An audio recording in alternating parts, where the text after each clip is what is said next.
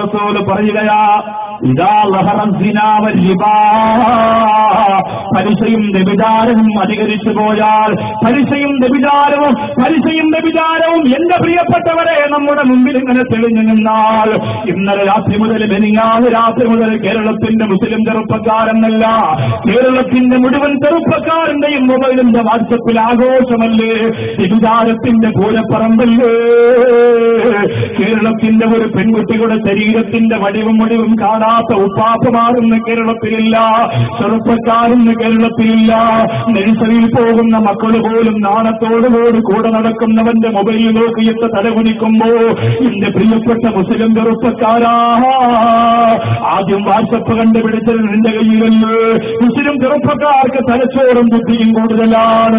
അതുകൊണ്ട് തന്നെ സഹോദരാ, നിന്റെ മൊബൈലിന്റെ ഉള്ളറയിലേക്ക് വന്ന ആ പെൺകുട്ടിയുടെ ശരീരത്തിന്റെ വടിവുമുണ്ടല്ലോ, അത് ഏത് പെണ്ണാകട്ടെ, അവൾ എന്തിനു വേണ്ടി കേരളത്തിന്റെ സമുദായത്തിൽ ഇങ്ങനെ ശാപമായി പിറന്നു വീണുവോ, ആ ശാപം മുഴുവനും എന്റെ പ്രിയപ്പെട്ട ചെറുപ്പക്കാരാ, നിന്റെ കയ്യിൽ നിൽക്കുന്ന മൊബൈലിന്റെ ആ ചിത്രം നീ ഒരു പ്രാവശ്യം നോക്കിയാൽ ആ ശാപം നിന്റെ തലയിലേക്ക് വന്ന് വീഴുന്നതാ.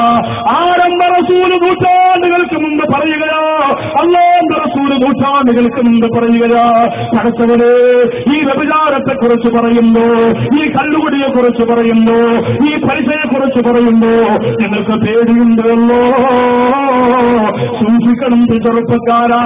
നാളെ നിന്റെ പെങ്ങളുടെ ഫോട്ടോ ഇങ്ങനെ വന്നാലോ, നാളെ നിന്റെ സ്വന്തം ഭാര്യയുടെ ഫോട്ടോ ഇങ്ങനെ വന്നാലോ, നാളെ നിന്റെ ഉമ്മയുടെ ഫോട്ടോ ഇങ്ങനെ വന്നാലോ, നിനക്ക് ആത്മഹത്യ ചെയ്യേണ്ടി വരൂലേ. തൊലിക്കത്തിയുള്ള ശരീരത്തിന്റെ തൊലിക്ക് കത്തിയുള്ള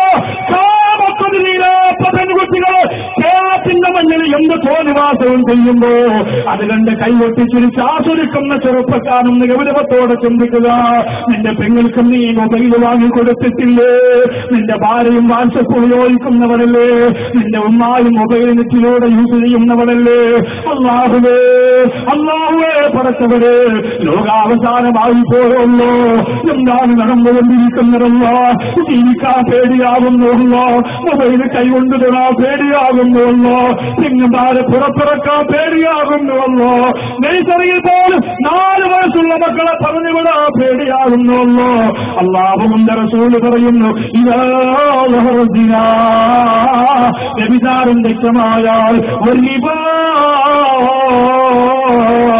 പലിശയും വ്യക്തമായാൽ അല്ലാഹുവിന്റെ റസൂല് പറയുകയാ,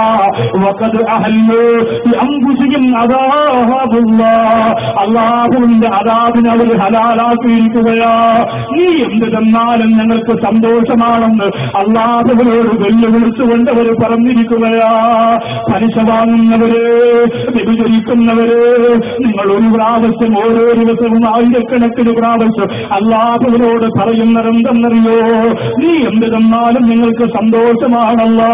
നീ നരകം തന്നോ, നീ ഞങ്ങളെ അടിച്ചോ, നീ ഞങ്ങളെ ഇടിച്ചോ, നീ ഞങ്ങളെ ഉപദ്രവിച്ചോ എന്ന് പറഞ്ഞുകൊണ്ട് ഓരോ ദിവസവും അല്ലാഹുവിനോട് അദാബ് ചോദിച്ചു വാങ്ങുന്നവനാണ് പലിശക്കാരൻ വ്യഭിചാരിയുമെന്ന് ആരംഭ റസൂല് പറയുമ്പോ, എന്റെ മുമ്പിൽ നിൽക്കുന്നവര്, അല്ലാഹുവല്ലേ കടം തരുന്നത്? അല്ലാഹു ഉദ്ദേശിക്കാതെ ഒരു വീട് നമുക്ക് വെക്കാൻ പറ്റൂല. അല്ലാഹു ഉദ്ദേശിക്കാതെ മോളെ കെട്ടിക്കാൻ പറ്റൂല. അല്ലാഹു ഉദ്ദേശിക്കാതെ സന്തോഷത്തോടെ കടം തീർത്ത് ജീവിക്കാൻ പറ്റൂല. പിന്നെ അതിനേക്കാൾ മറികടന്ന് എന്തിനാ പലിശക്കാരന്റെ വീട്ടുവളപ്പിൽ പോയി കാത്തിരിക്കുന്നത്? മുസ്ലിമേ, ഇന്നത്തെ രാത്രി ഈ സ്ഥലത്തിൽ വന്നിരിക്കുന്ന പ്രിയപ്പെട്ടവര്, ഇന്നത്തെ രാത്രി നിങ്ങൾക്ക് അവസാനിപ്പിക്കാം.